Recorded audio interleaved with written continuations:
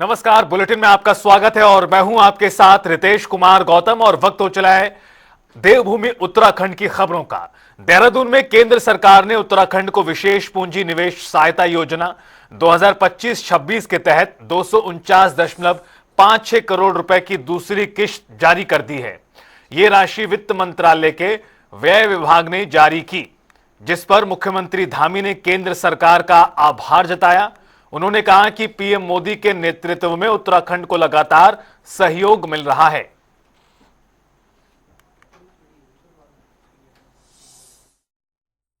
क्या कुछ विकास कार्य लगातार भारत की सरकार आदरणीय प्रधानमंत्री जी के नेतृत्व में हमको हर सेक्टर में लगातार मदद कर रही है। जो भी हम योजनाएं बना रहे हैं उन सब योजनाओं पर हमको धनराशि मिल रही है। कल भी हमको लगभग 250 करोड़ रुपए की धनराशि शासकीय कार्यों के लिए विशेष सहायता के लिए भारत सरकार ने प्रदान की है। मैं आदरणीय प्रधानमंत्री जी का और आदरणीय वित्त मंत्री जी का उत्तराखंड की देवतुल्य जनता की ओर से आभार व्यक्त करता हूं। उत्तराखंड सरकार की ओर से जन जन की सरकार जन जन के द्वार नामक विशेष अभियान शुरू किया जा रहा है। मुख्यमंत्री धामी के निर्देश पर यह अभियान 17 दिसंबर 2025 से शुरू होकर अगले 45 दिनों तक चलेगा। इस अभियान में राज्य की विभिन्न न्याय पंचायतों और ग्राम पंचायतों में बहुउद्देशीय कैंप लगाए जाएंगे। इन कैंप में लोगों को केंद्र और राज्य सरकार की विभिन्न योजनाओं की जानकारी दी जाएगी और पात्र लोगों को योजनाओं का लाभ मौके पर ही मिलेगा। इसके अलावा सरकारी सेवाओं को जनता के द्वार तक पहुंचाना, ताकि ग्रामीण क्षेत्रों के लोगों को दूर जाने की जरूरत ना पड़े। देखिए, 17 दिसंबर से कल से पूरे राज्य के अंदर प्रत्येक न्याय पंचायत में सरकार पहुंची। सरकार के जो हमारे प्रशासन के प्रतिनिधि हैं वो सब पहुंचे। जिलाधिकारी उन कैंपों में स्वयं जाकर प्रतिभाग करें और जनता को अपने कामों के लिए कहीं चक्कर न काटने पड़े, परेशान न होना पड़े, अनावश्यक उनको खर्चा न करना पड़े। इसलिए हमने ये तय किया है कि अगले 45 दिनों तक, कम से कम 45 दिनों तक, और जहाँ पर कैंप पूरे नहीं होंगे उस सीमा को बढ़ाया भी जाएगा, समयावधि को बढ़ाया भी जाएगा। उन सभी न्याय पंचायतों में कैंप लगाए जाएंगे, शिविर लगाए जाएंगे, जिसमें 28 के 28 विभागों के सभी अधिकारी उपस्थित रहेंगे। और जो लाभार्थी हैं केंद्र सरकार के या राज्य सरकार के, जिनको योजनाओं का लाभ मिल रहा है, उनको पहले से इन्फॉर्म किया जाएगा, पहले से सूचना दी जाएगी। पूरी तरह से कैंप की तैयारी की जाएगी। राज्य के स्तर पर भी उसको मुख्य सचिव और हमारे अन्य अधिकारीगण और दोनों ही हमारे मंडलों में जो हमारे कमिश्नर हैं वो इन पूरे शिविरों का ठीक से यहाँ से समीक्षा करेंगे, मॉनिटरिंग करेंगे, और मैं स्वयं भी इसको देखूंगा।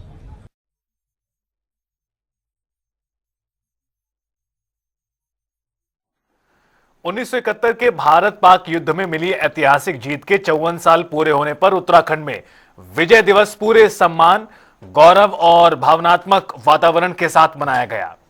इस मौके पर राजधानी देहरादून में अलग अलग स्थानों पर कार्यक्रम हुए। मुख्यमंत्री पुष्कर सिंह धामी और राज्यपाल लेफ्टिनेंट जनरल गुरमीत सिंह ने कार्यक्रम में शिरकत करते हुए शहीद सैनिकों को श्रद्धांजलि दी और उनके बलिदान को याद किया। मुख्यमंत्री पुष्कर सिंह धामी ने विजय दिवस के अवसर पर गांधी पार्क देहरादून में आयोजित श्रद्धांजलि एवं सम्मान समारोह में हिस्सा लिया।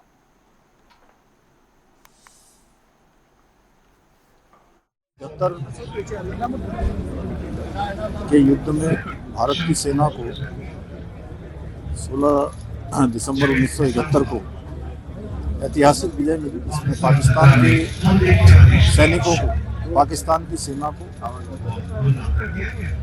घुटनों के बल आने पर मजबूर किया और 93,000 सैनिकों को आत्मसमर्पण के लिए मजबूर होना पड़ा। ये भारत के इतिहास में भारत की सेना का शौर्य पराक्रम ये स्वर्णाक्षरों से अंकित किया गया, हमेशा लिखा जाएगा। और ये दिन सभी भारतवासियों को, हमारे आने वाली पीढ़ियों को भारत की सेना के द्वारा जो शौर्य और पराक्रम इस युद्ध में दिखाया गया, वो हमेशा देशभक्ति के लिए, सेना के लिए, राष्ट्र के लिए प्रेरित करता रहेगा। हमेशा हमारे नौजवान पीढ़ी को जो सेना ने काम किया वो हमेशा उनको गौरवान्वित करता रहेगा।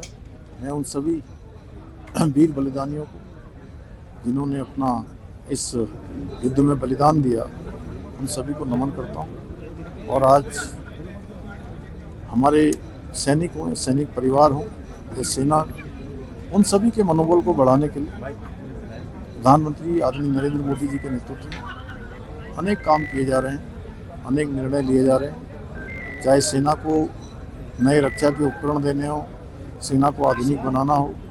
अभी अभी ऑपरेशन सिंदूर, जिसके माध्यम से पूरे विश्व ने हमारी सैन्य ताकत भी देखी, भारत के द्वारा निर्मित जो स्वदेशी हथियार थे उनकी ताकत भी देखी। आज क्षमता में भी, साइंस और टेक्नोलॉजी के क्षेत्र में भारत आदरणीय प्रधानमंत्री नरेंद्र मोदी जी के नेतृत्व में तेजी से आगे बढ़ रहा है और पूरी दुनिया भारत का लोहा मान रही है। देखिए, आज का दिन भारत के इतिहास में रणोत्सव में लिखा जाएगा। आज ही के दिन 54 साल पहले पाकिस्तान के 95,000 से अधिक सैनिकों ने भारतीय सेना के सामने आत्मसमर्पण किया था। ये विश्व का सबसे बड़ा सरेंडर है सेना का। इसके लिए भारतीय सेना की जितनी प्रशंसा की जाए उतनी कम है। और आज इस दिन को पूरे देश के अंदर विजय दिवस के रूप में मनाया जाता है। उन वीर माताओं को जिनकी कोख इस युद्ध में उजड़ गई, वो वीरांगनाएं जिनका सुहाग इसमें चला गया, वो वीर जिन्होंने इसमें प्रतिभाग किया, आज उन सबको हमने यहाँ पर सम्मानित किया। और उनको सम्मानित करते हुए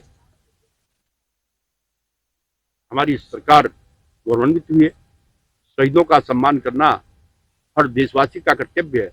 और मैं देखता हूं, जब से मैं सैनिक कल्याण मंत्री बना हूं, मैं लगातार इस दिशा में काम कर रहा हूं। एक समय यह था कि इस मंत्रालय को जानता नहीं था, और आज हम इस प्रकार की बात से सैनिकों की सेवा करने का काम कर रहे हैं। और इस अवसर पर मैं एक बार मुख्यमंत्री जी का, जिन्होंने आज कुछ घोषणा यहाँ पर की, उनका भी आभार करता हूँ। और आप सबको विजय दिवस की शुभकामनाएं देता हूँ, बधाई देता हूँ। अभी जो सरकारें कर रही है सैनिक के सम्मान के बारे में, बहुत अच्छा हो चल रहा है। इसका जो ये कर रहे हैं काफ़ी अच्छा सोच विचार है। हर चीज़ के बारे में जो सैनिकों को दे रहे हैं, उत्साहित कर रहे हैं। और पहले का जो आज का जो है बहुत ज़्यादा फर्क है। जिसमें 71 की लड़ाई के दौरान में मैं फिरोजपुर सेक्टर में था, तो उसमें काफ़ी इतना वो नहीं था प्रोग्रेस, इतना हथियारों का, हर चीज़ का। यहाँ तक कि जब हम लड़ाई के लिए गए थे तो हम नहर थी, एक नहर के ऊपर हम लगे रहे काफ़ी दिन। वो आगे से पाकिस्तान की फौजी का जो है बम्बारमेंट होता जा रहा था, हमें आगे बढ़ने का आदेश नहीं मिल रहा था। हमारे से खाली एक्सरसाइज कराई जा रही थी, न कैनाल क्रॉसिंग करा रहे थे हम लोगों से, कुछ नहीं आगे बढ़ने का मौका। लास्ट में फिर कमांडर एक हमारे जोशी साहब थे, उसका ट्रांसफर बदली किया गया। उसके बाद दोबारा दूसरे जोशी आए, आने के बाद हमारे को आगे बढ़ने का मौका दिया गया। तो काफ़ी अच्छा उसका हमारा जो है उसमें काम जो था बहुत अच्छा रहा। काफ़ी हमने पोस्ट वगैरह उनके पाकिस्तान के हमने एक्सपर्ट किए थे। आज आप सम्मानित हुए हैं। उत्तरकाशी में भारत पाक युद्ध की 54वीं वर्षगांठ पर श्रद्धा और सम्मान के साथ विजय दिवस मनाया गया। शौर्य स्थल ज्ञानसू में आयोजित समारोह में गंगोत्री विधायक सुरेश चौहान, जिला अधिकारी सहित अधिकारियों ने शहीदों को श्रद्धांजलि दी। सेना, आईटीबीपी, पुलिस, एनसीसी ने गार्ड ऑफ ऑनर दिया। साथ ही शहीद गार्डमैन सुंदर सिंह की धर्मपत्नी अमरा देवी को सम्मानित किया गया। वक्ताओं ने 1971 युद्ध की ऐतिहासिक विजय और बलिदान को भी नमन किया।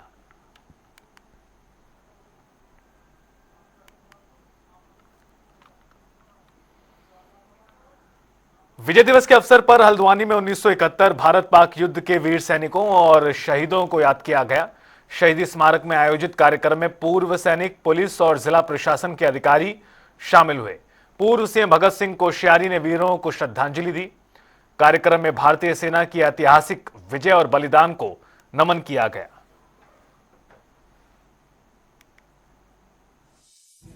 हमने सम्मानित भी किया है। आज हम उस स्थल पर आए हैं जहां पर इस देश को सुरक्षा के लिए जिन्होंने अपनी जान की बाजी लगाई है, हम सब उनका सम्मान करने आए हैं। और मैं इस हल्द्वानी शहर के जितने भी युवा साथी हैं उनसे भी निवेदन करता हूं कि ऐसे स्थान पर आज विजय दिवस के उपलक्ष्य में उनको भी आना चाहिए। उनको भी यहाँ पर आकर निश्चित रूप से एक प्रेरणा हमको मिलती है कि किस प्रकार हम देश की सेवा कर सकते हैं, और देश की सेवा में अपनी जान की बाजी भी लगानी पड़े वो भी हमें लगानी चाहिए। निश्चित रूप से जो प्रेरणा है हम सबको जो युवाओं को मिलती है, तो निश्चित रूप से यही प्रेरणा लेने मैं हल्द्वानी के युवाओं से भी निवेदन करता हूं कि ऐसे स्थान पर उनको भी आना चाहिए। धन्यवाद सर।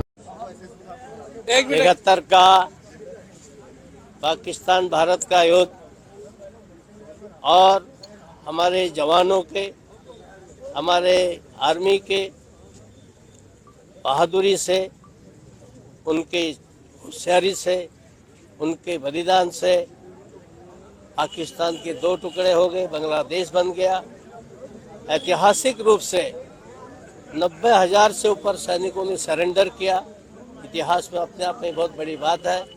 और ऐसे शहीदों को हमारे उत्तराखंड से कोई 280 से भी ऊपर लोग शहीद वहाँ पर हुए हैं।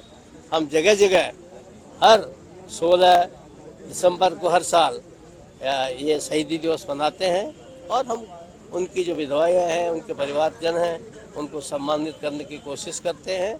ऐसे कार्यक्रम से, ऐसे उपक्रमों से भविष्य में भी हमारे सैनिकों का उत्साह बढ़े, देश सुरक्षित रहे। यही आज की विजय दिवस की जो है आकांक्षा रहती है, और इसी कारण से हम ये काम करते हैं। हरिद्वार जिला सभागार में विजय दिवस पर कार्यक्रम किया गया। इस दौरान डीएम मयूर दीक्षित बोले कि विजय दिवस भारतीय सेना के अदम्य साहस और पराक्रम का प्रतीक है। उन्होंने बताया कि 1971 में भारतीय सेना ने ऐतिहासिक जीत हासिल कर तिरंगा शान से लहराया। इस युद्ध में 93,000 पाकिस्तान के सैनिकों ने आत्मसमर्पण किया। ये विजय देश के लिए गर्व का विषय है।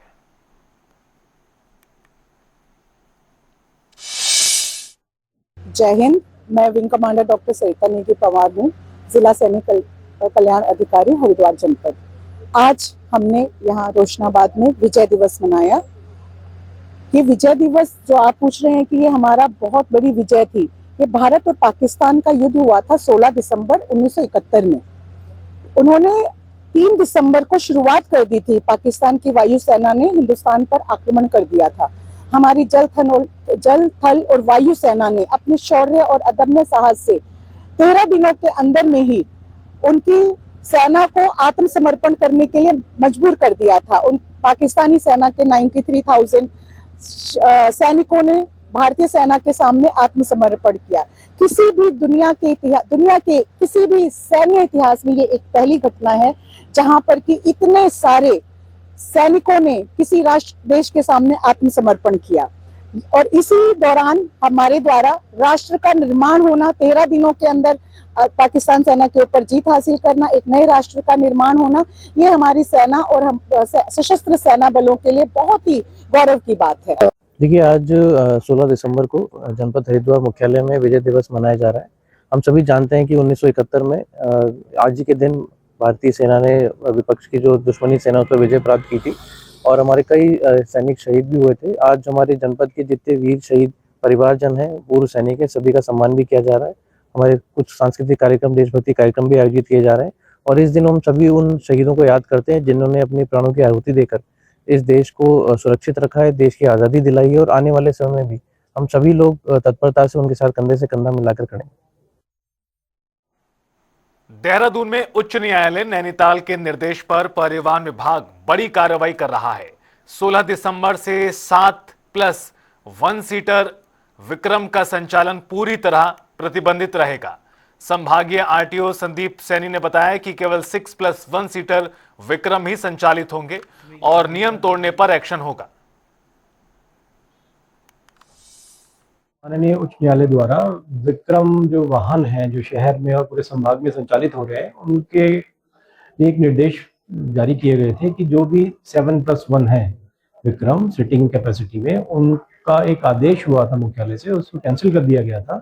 तो आज वो प्रभावी है। अगर 6+1 सिटिंग वाले जो हैं सिर्फ उन्हीं को चलने की मतलब अनुमति होगी। इसलिए हम सभी विक्रम यूनियंस को एक यहाँ से नोटिस जारी कर रहे हैं और विज्ञप्ति के माध्यम से बता रहे हैं कल से उनका जो विक्रम वाहन अगर 7+1 में होगा तो उसको संचालन की अनुमति नहीं होगी।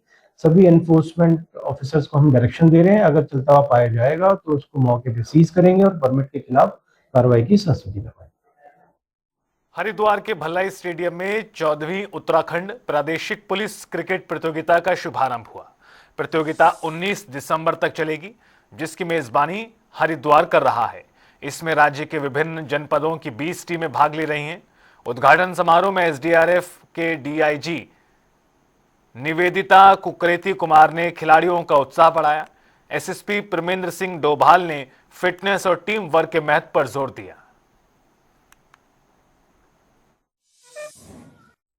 आज 16 तारीख से 19 तारीख के बीच अंतर प्रादेशिक क्रिकेट टूर्नामेंट हरिद्वार में आयोजित किया जा रहा है, जिसमें कुल 20 टीमें सम्मिलित की गई हैं। काफी लंबे समय के बाद ये जिन्होंने अभी आपको शानदार बल्लेबाजी से हुआ है और सभी से खेल भावनाओं की अभी बल्लेबाजी देखने को मिली स्टार्ट हुआ है। और मैं उम्मीद करता हूँ कि जो नई खेल प्रतिभाएं हैं वो इसमें निकल के बाहर आएंगी। जैसे उत्तराखंड पुलिस में जो क्रिकेट का एक अलग से एक चाम रहा है और उत्तराखंड पुलिस क्रिकेट टीम की एक अलग से पहचान रही है, वो निश्चित तौर पे इस टूर्नामेंट से और निकलेगी और नए लड़के इसमें आके अच्छा अपना परफॉर्मेंस देंगे। देखिए, ये 20 टीमें हैं टोटल जो राज्य भर से इसमें पार्टिसिपेट कर रही हैं और ये 3 दिवसीय टूर्नामेंट है। ये 14वीं इसकी जो है क्रिकेट प्रतियोगिता है और मैं आशा करती हूँ आज हरिद्वार और चमोली के बीच में पहला मैच है। इसका ये एक वो रहा है कि हम लोग स्पोर्ट्स में जो है सभी टीम्स जो हैं अलग अलग तरीके के स्पोर्ट्स होते हैं, तो इस बार हरिद्वार क्रिकेट की मेजबानी कर रहा है जिसमें कि 20 टीम पार्टिसिपेट कर रही है। ठीक है, थैंक यू।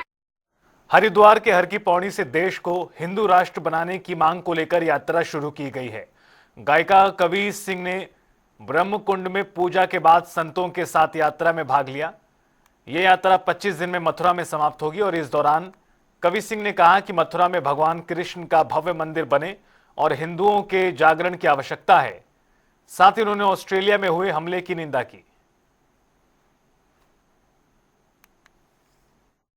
जय श्री राम सभी को। हमारा उद्देश्य सदा से यही रहा है कि हमारा देश हिंदू राष्ट्र बने, क्योंकि जब देशों का बंटवारा हुआ था तो एक को मुस्लिम राष्ट्र और एक को धर्मशाला क्यों दे दी। हम चाहते हैं कि जिस आधार पर बंटवारा हुआ वो आधार हमें मिले। हमारा भारत देश हमें हिंदू राष्ट्र चाहिए, जिसमें गौ हमारी माता राष्ट्र माता हो, हिंदी भाषा हमारी राष्ट्र भाषा हो, हमारे सभी स्कूल कॉलेजों में हमारे ग्रंथों को हमारे वेदों को पढ़ाया जाए, हमारे सभी तीर्थ स्थलों को मांस मदिरा मुक्त किया जाए, हमारे सभी तीर्थ स्थलों पर जो भी व्यापारी हैं जो दुकानदार है वो सिर्फ और सिर्फ हिंदू हो। तब हुआ है, उससे पहले हमारे देश में कितनी बार होता रहा है, सदा से कश्मीर में आतंकवाद रहा है और अभी पहलगांव कोई पुरानी बात नहीं हुई है। हमारे देश के साथ अभी युद्ध हुआ है। जिस भारत देश में सबसे ज्यादा हिंदू रहते हो उस भारत देश में धर्म पूछकर गोली मार दी जाती है, ये कितना निंदनीय है। तो ऐसा आगे ना हो, इसके लिए हिंदू राष्ट्र की आवश्यकता है। हमें हमारा भारत देश हिंदू राष्ट्र चाहिए, यही हमारा लक्ष्य है। हमने पहले पद यात्रा की हरिद्वार से रामेश्वरम, अब हम चाहते हैं कि कृष्ण जी का एक भव्य मंदिर बने, क्योंकि इन चीजों से, जैसे अयोध्या में राम मंदिर बना, हम सब के बल से बना, हम सबके सहयोग से बना, उसी तरीके से कृष्ण जन्मभूमि पर कृष्ण जी का मंदिर बने। ये सीढ़ियां हैं हिंदू राष्ट्र की ओर जाने की। तो हमें हमारा भारत देश हिंदू राष्ट्र चाहिए। जय जय श्री राम। ये 25 दिन की शोभा यात्रा है, पैदल मार्ग रहेगा। हरिद्वार हर की पैड़ी माँ माया देवी के प्रांगण से और मथुरा तक का प्रस्थान है। 25 दिन का ये रूट रहेगा। 25 दिन तक ये बिटिया उपास पे रहेगी, व्रत रहेगा। इस बिटिया को मैं नमन करता हूँ। पहला पड़ाव हमारा भाद्रवाद है, दूसरा पड़ाव हमारा पुरखा जी है। ये रूट बनते हुए जा रहे हैं। जहाँ जहाँ हमारे सनातन प्रेमी हैं वो हमें रूट पे बता रहे हैं, इस गाँव में हमारे यहाँ निवास करेंगे, उसके बाद आगे पढ़ेंगे। हमारा उपदेश एक है भारत सरकार से कि जनसंख्या कानून बनाए, गौ माता को राष्ट्र माता घोषित करें, हिंदी भाषा को राष्ट्रभाषा घोषित करें, जनसंख्या कानून बनाए और हर धर्म क्षेत्र जो हमारी धर्म भूमि है, हमारे ध्वज की भूमि है, उन भूमियों से मांस और मदिरा को दूर करे, क्योंकि पवित्र नगरी कुंभ का क्षेत्र है और कुंभ की नगरी में भी चारों तरफ हमें मांस और मदिरा ने घेर रखा है। इससे भी हमें मुक्त कराए। उत्तराखंड के माननीय मुख्यमंत्री जी, केंद्र सरकार से निवेदन करते हैं कि हमारे सभी सनातन प्रेमियों की रक्षा करें और सनातन प्रेमियों का जो उद्देश्य है, जो आपका 2014 में था, उस उद्देश्य को हमारे पालन कराएं। हमें वो मुद्दे सरकार अपने सदन में फैसला कर वो मुद्दों को गौ माता को राष्ट्रमाता घोषित करे, हिंदी भाषा को राष्ट्रमाता घोषित करे। हर हरिद्वार खानपुर के प्रहलादपुर गांव में स्कूल जा रहे 2 बच्चे तेज रफ्तार खनन ट्रक की चपेट में आ गए। गोवर्धनपुर कस्बे से लक्सर की ओर जा रहे ट्रक ने बैटरी स्कूटी से जा रहे बच्चों को टक्कर मार दी। हादसे के बाद इलाके में हड़कंप मच गया और परिजन एवं ग्रामीण खनन वाहनों की लापरवाही पर नाराज दिखे। पुलिस ने ट्रक मालिक को तलब किया है। बच्चों को मुजफ्फरनगर के अस्पताल में भर्ती कराया गया है।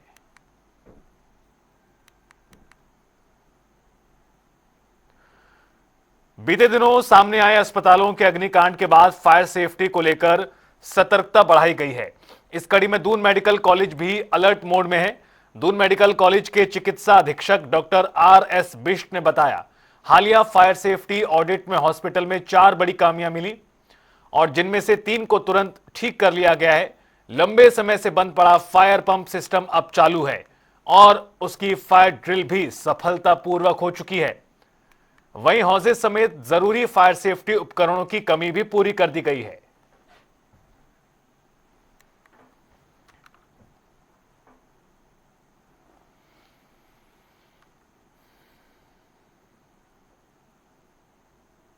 हरिद्वार के जवाहर नवोदय विद्यालय में एलुमनी मीट 2025 आयोजित की गई, जिसमें विभिन्न बैचों के सैकड़ों पूर्व छात्र शामिल हुए।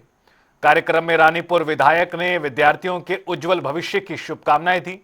तो वहीं पूर्व छात्र एवं SP crime traffic Jitendra Mehra ने अनुभव साझा किए।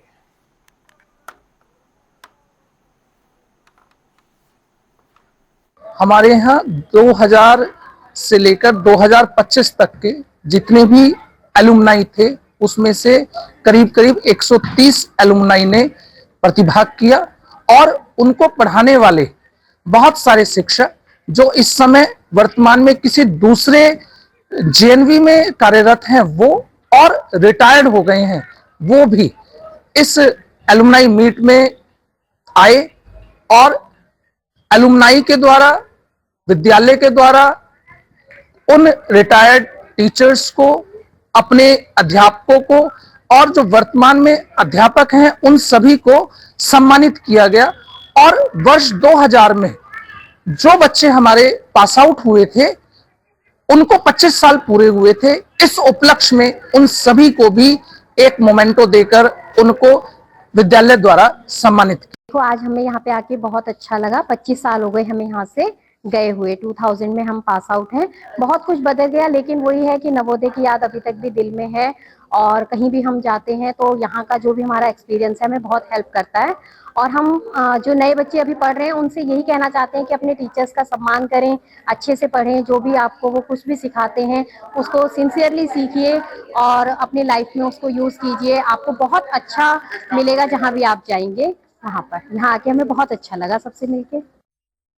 लक्सर तहसील दिवस में लापरवाही देखने को मिली, जहां SDM सौरभ असवाल फरियादियों की समस्याएं सुनते नजर आए, तो वहीं कई अधिकारी मोबाइल में व्यस्त दिखे। कोई फोन पर बात कर रहा था तो कोई क्रिकेट का मैच देख रहा था।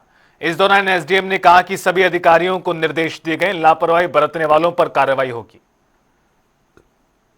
25 शिकायतें प्राप्त हो चुकी है, जिनमें से 8 की मौके पे ही हमने समाधान किया है। बाकी जो शिकायतें हैं वो पैमाइश और चकबंदी से रिलेटेड हैं, तो उसमें अधिकारियों को निर्देश दिया गया है कि तुरंत ही सप्ताह के अंदर जाकर जो भी प्रॉब्लम है उनको निस्तारण किया जा सके। देखिए, सभी को निर्देशित किया गया है कि जो भी तहसील दिवस में जो भी समस्या को लेके आ रहे हैं पब्लिक, तो उनकी समस्या को सीरियसली वो सुने और उसको तुरंत ही निस्तारण। अगर ऐसी कोई आप जो बात बता रहे हैं अगर इसमें, तो हम आगे की कार्रवाई करेंगे। और फिलहाल इस बुलेटिन में इतना ही। रुकेंगे एक छोटे से ब्रेक के लिए। खबरों का सफर लगातार जारी है।